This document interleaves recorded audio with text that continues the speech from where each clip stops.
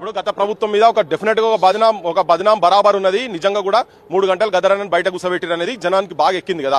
ఆ గదరన్న లాల్చి వేసుకుని కుర్చీ మీద పక్కకు ప్రగతి క్యాంప్ ఆఫీస్ కూడా కూర్చున్నది. గదరన్న కొడుకుని కూడా 8 గంటలు కూర్చోబెట్టిండు బయట. మరి రేవంత్ రెడ్డి కూర్చోబెట్టిండు. ఇది నేను చెప్తున్నా, నేను ఇంతకుముందు కూడా అన్నా, ఇప్పుడు కూడా చెప్తున్నా. కొడుకు కోడలు ఇద్దరిని బయట కూర్చోబెట్టారు. ఏదో విషయం మాట్లాడేందుకు, గదర్ ఫౌండేషన్ గురించి మాట్లాడేందుకు పోతే అయినా కూడా కూర్చోబెట్టారు. వీళ్ళు కూడా అవమానిస్తున్నారు. ఇంతెందుకంటే ఇది బహిరంగంగా జరుగుతున్నది కదా. గద్దర్ అన్నకు సంబంధించినటువంటి ఏది ఉన్నది అక్కడ, ఏం చూపించినావు అసలు? గద్దర్ అన్నను చూపించినందుకు ఏమున్నది ఆ వేదిక మీద? ఎక్కడనన్నా ఇంతనన్నా ఇసుమంతనన్నా ఎక్కడన్నా చూపించినావా? లాస్ట్కి ఏం చేసినావు నువ్వు?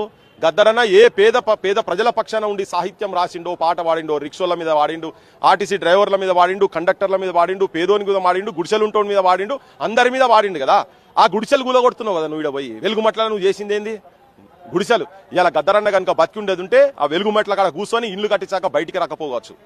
అదే అక్కడ ఉన్నటువంటి 3 మంత్రులు, ఈయనకు అతి సన్నిహితంగా ఉన్నటువంటి బట్టి విక్రమార్కను, రేవంత్ రెడ్డిని లట్టు తీసి కొడుతున్నా కావచ్చు. అరే ఏమ్రా మీరు మనుషులా పశువులారా, నా పేదోళ్ళ గుడిసెలు కూలగొడతావా అని.